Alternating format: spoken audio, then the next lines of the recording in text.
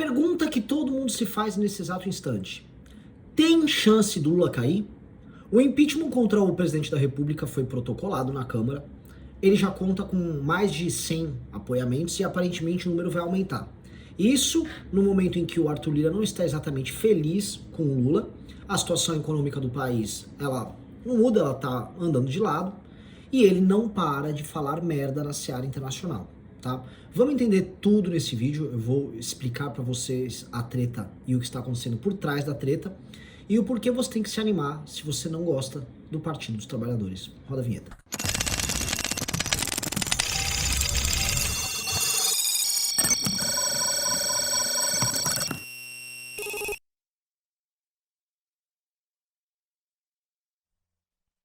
Galerinha, antes de continuar, eu vou fazer uma oferta pra vocês. A valete do mês é essa aqui, a amarela que você tá vendo, maravilhosa, tá dando da Mind, tá choquei. Só que a do mês passado é essa aqui que vocês estão vendo agora na tela, tá? Que trata do governo Lula. Então eu vou fazer uma coisa especial. Todo mundo que entrar no clube hoje, e vai entrar no clube por esse vídeo, é só entrar no link do clube que tá aqui na tela. Você vai receber as duas valetes. É uma promoção hoje, porque você não vai entender apenas sobre a máquina de mídia das esquerdas, mas também sobre o fracasso que foi o primeiro ano do governo Lula. Então, entra aí no clube que eu tô te aguardando, tá? Então vamos aí ao problemão do Lula, tá? Todo mundo sabe que o Lula tá fazendo um governo, no mínimo, medíocre, tá? É um governo que, se ele não redundou no primeiro ano numa grave crise econômica, porque ele conseguiu surfar no começo do ano nas exportações do agro, ele também não conseguiu avançar em nada, tá? A própria reforma tributária dele está começando a se transformar num aumento de impostos. Nada do que foi feito em outras áreas andou. Fica uma brincadeira, um papo furado aí sobre reindustrialização com o Geraldo Alckmin, que também é mais patifaria do que realidade. E ao longo do ano passado o que a gente teve foram grandes brigas e crises envolvendo, vamos dizer, a ala retardada do governo dele, tratando de visitas de traficantes. Vocês viram o drama todo da dama do tráfico ali, e declarações idiotas de inúmeros ministros, Silvio Almeida falando besterol pra lá e pra cá, Aniele Franco sendo uma das pessoas mais comentadas do governo, e obviamente a Janja, que é primeira dama, mas ela se tornou uma espécie de presidente B, virando uma liderança odiada em todo o país, tá? Mesmo a esquerda, no fundo, eu tô falando das lideranças, não ainda da população, mas mesmo as lideranças da esquerda já estão de saco cheio da Janja, e o que se comenta é que a Janja, ela atua, opina, ela dá pitaco em praticamente todas as áreas desse governo. E não seria diferente nessa área internacional. Por que eu tô falando isso? Porque jornalistas que a gente tem acesso e que a gente conversa, gente do próprio campo do Centrão é engraçado, mas enfim, comentam da ascendência da Janja, inclusive nesses temas de política externa, porque política externa acaba envolvendo posições das esquerdas internacionais e posições que a Janja gosta de palpitar, né? A posição do Lula, obviamente, ela é linkada, ela é alinhada com um determinado bloco político ao qual ele faz parte, o tal do bloco do Sul Global, que envolve China, envolve Rússia, mas é uma posição que agrada a esquerda woke, a esquerda identitária no mundo inteiro, tá? É uma posição anticolonialista, ou como eles gostam de falar, decolonialista. É uma posição modernete que faz gente como a Janja se sentir muito bem. Porque presta atenção, ter essa posição anti-Israel que o Lula tem, outros países têm, e vocês precisam entender isso nesses termos. Outros países se posicionam dessa maneira, tá? Mas fazer esta oposição a Israel dessa maneira tão virulenta como o Lula vem fazendo, só militantes de esquerda que organizam aquelas manifestações nas universidades americanas, na Inglaterra, na Europa como um todo, tem, tá? É aquela famosa From the River to the Sea, Palestine will be free, que é basicamente do rio ao mar, a Palestina será livre, e entre o rio e o mar tem Israel, então eles estão falando basicamente, pressupondo que Israel vai deixar de existir, e do rio ao mar só vai ter Palestina, tá? Então são, vamos dizer, são manifestações radicais, são declarações radicais, são lideranças radicais, e o Lula se comporta hoje não como um chefe de Estado que se opõe a Israel, mas como um chefe de Estado que se opõe a Israel como um militante radical que você vai encontrar em qualquer universidade de esquerda no mundo, tá? Então comenta-se que a Janja tem um dedo muito grande nisso e que o Lula, toda vez que ele é instado a responder para os seus colegas, não colegas, para os seus, vamos dizer, subordinados aí ou parceiros políticos, ele fala, sobre a Janja não quero a sua opinião, deixa ela fazer o que ela quer, O Lula, ele basicamente defende tudo que a Janja faz, e o Lula aceita a interferência da Janja no governo dele, e ele gosta de agradar ela com essas coisas. O Lula também, ele tem uma memória dos tempos em que ele foi presidente da República, especialmente no segundo mandato dele, que foi de 2006 a 2010, em que ele era uma espécie de uma sumidade internacional e todo mundo falava muito bem dele e as opiniões dele eram levadas a sério no jogo. Hoje não é assim, eu já expliquei isso várias vezes. Toda vez que o Lula se posiciona sobre política internacional, normalmente sobre Rússia e Ucrânia, ou agora sobre Israel e Palestina, ele acaba se queimando.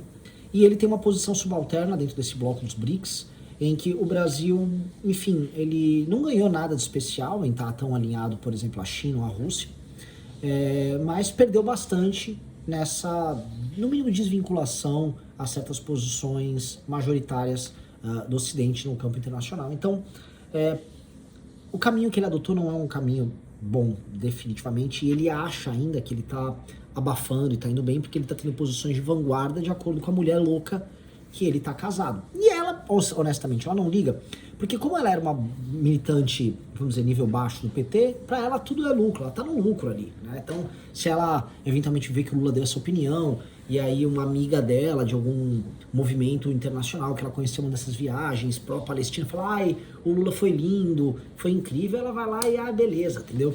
É isso que dá, é um governo que se comporta como um militante radical, imbecil, 24 horas por dia, mas entendendo a cabeça dele, agora vamos entender as consequências, tá? O pedido de impeachment que foi protocolado contra ele é um pedido, do ponto de vista jurídico, não muito sólido, tá? E eu preciso ser honesto com vocês pra gente não ficar se enganando aqui, tá? Não é um pedido sólido do ponto de vista jurídico, e do ponto de vista político, entretanto, é um pedido surpreendente. E por quê? Porque o fato de ele já ter alcançado 108 assinaturas nesse exato instante e a tendência aí aumentando, significa que ele entrou no campo do centrão, ou seja, parlamentares do centrão estão aderindo, e talvez não enquanto, vamos dizer, vontade de impeachment, mas sim enquanto vontade de gerar danos ao governo, tá? Eu acho que as chances, e eu preciso ser honesto com vocês aqui, de qualquer coisa ligada ao impeachment acontecer nesse instante são bastante remotas, tá? Não há clima político, mas isto é o prenúncio de uma crise duradoura no governo. E é como se isso aqui fosse o gatilho, entendeu? Essa declaração do Lula serviu como um gatilho internacional de isolamento do Brasil e interno, unificador da oposição, para que as pessoas atinjam o Lula e comecem a dar um basta para ele, tá? Eu havia falado no vídeo que eu gravei no domingo sobre o Lula ter ativado nos evangélicos, que tem em Israel, vamos dizer, um bastião religioso, tal, a questão israelense do Estado de Israel, uma questão quase profética ali, esse misto de Velho Testamento, você sabe, o universo evangélico leva isso muito em consideração, e os evangélicos também estão muito pistola, tá? Então, a tendência é esse pedido de impeachment chegar a pelo menos umas 120 e poucas assinaturas, e mantendo esse cenário atual. Pode ser que o Lula fale mais merda e a coisa, né, vai descarrilhando, mas ele tá agora fazendo uma gestão de crise, de acordo com os aliados dele, o Padilha tá atuando nisso. Então, mas em condições normais, você vai aumentar esse número de assinaturas e você vai começar a sinalizar para o governo que o número de parlamentares que estão na oposição é maior e que o clima para o governo não é bom, tá? Isto tem efeitos nas mais diversas áreas, tá? Se torna difícil para o Lula a aprovação de projetos nesse ano, se torna difícil para o Lula aumentar a transferência de votos dele para candidatos a prefeito, ou seja, tá pintando um ano eleitoral muito ruim agora para ele, com contornos para o Boulos e para candidatos de esquerda em todas as principais cidades e capitais do Brasil, e tá pintando para o Lula uma espécie de isolamento nacional e internacional. Nacional dele para com as próprias esquerdas, porque vocês viram ontem que todo mundo na esquerda bateu nele. Todo mundo. Tá? O recado que está sendo dado internamente das esquerdas para o Lula é do tipo, ouça mais seus verdadeiros aliados e pare de janjar tanto. E externamente, não só um isolamento para o Lula, mas um isolamento para o Brasil, tá? Que vai ganhando novamente o status de anão diplomático e de piada internacional. Que é bem ruim, né, galera? Se vocês forem olhar direitinho, é bem ruim. O Brasil ele já vem num processo de deterioração da imagem internacional dele de anos, já vem do governo Dilma, ele vem em sequência do governo Dilma, o governo Temer foi meio que no 0 a 0, o Bolsonaro teve muitas polêmicas internacionais e agora essas polêmicas elas vão se aprofundando bastante com o Lula. E isso com o Lula vendo a ideia de que o Brasil voltou, de que o mundo voltaria a respeitar o Brasil, com a imprensa toda comprando essa história. Não é o que está acontecendo, tá? O Brasil hoje ele está menor do que ele estava quando o Lula entrou. O Lula conseguiu essa proeza internacional. Se isso vai redundar em impeachment, que é o que todo mundo quer saber, olha só, se isto aqui que está acontecendo for acompanhado de uma deterioração da situação econômica do Brasil ao longo desse ano, e se isso for acompanhado de uma deterioração da situação política e outros escândalos forem acontecendo, e eu não duvido que outros escândalos vão acontecer, e o PT mantendo essa postura arrogante que ele vem tendo, do tipo, não peço desculpas, falei mesmo e dane-se, as coisas tendem a se agravar sim, tá? E a gente pode ver, vamos dizer assim, no horizonte, manifestações contra o atual governo, a gente vai poder ver consequências econômicas desse isolamento internacional, e a gente vai poder ver, talvez, vamos dizer assim, um recuo no apoio de partidos do Centrão ao Lula e a eleição de um presidente da Câmara não necessariamente vinculado a ele. Se isso acontecer, tá? Porque teremos, vamos dizer, troca na presidência da Câmara ao final desse ano, a partir de 2025 o jogo começa a ficar muito ruim para ele.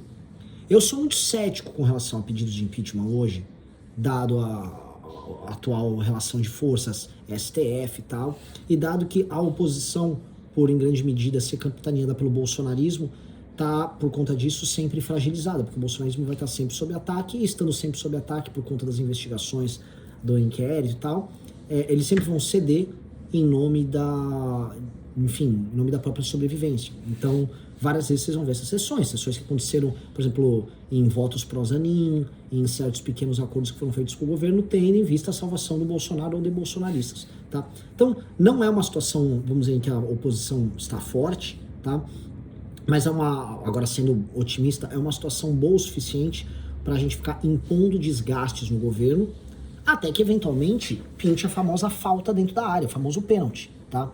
Que a gente não pode contar, nenhum time vai entrar em campo, eu vou jogar aqui e vai pintar um pênalti, eu vou bater o pênalti e eu vou ganhar o jogo, né? Nenhum time de futebol trabalha com isso, mas pênaltis acontecem, ou faltas próximas da área também acontecem, você pode, num jogo que está truncado, um jogo que não é fácil, eventualmente definir a vitória baseada nisso, e eu acho que isso poderá acontecer e num governo que está, vamos dizer, cometendo faltas dentro da área com certa, vamos dizer, certa rotina, né? Isso vocês estão vendo aí, né? Foi desde gente do comando, vocês sabem de que cor, né? Do comando até essas declarações, o governo não para de, vamos dizer, dar tiro no próprio pé, então eu não duvidaria de nada. Então, se as coisas estiverem quentes, se manifestações estiverem ocorrendo e o clima estiver agravado, eventualmente vem uma merda muito grande desse governo e pinta uma janela para algo. Eu sou muito cético, estou colocando aqui de maneira cética, mas eu acho que cabe a nós, que somos da oposição, provocarmos isso.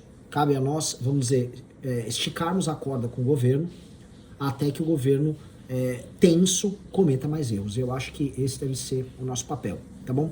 Reforço para vocês, todo mundo que assistiu esse vídeo e entrar hoje, tá? Dia 20, no Clube MBL, você vai receber 2 valetes por conta dessa questão do Lula, para vocês entenderem o drama do governo. Vocês vão gostar bastante. E lembrando que quando você entrar no clube, você vai já, esta semana, na verdade, amanhã, você já vai receber a entrevista que nós fizemos, o Renato Impera, do canal Impera, fez com o Sérgio Moro, entrevista fundamental, e outros conteúdos sensacionais do clube. Então é isso, galera. Eu espero que vocês tenham gostado. Último anúncio, tá?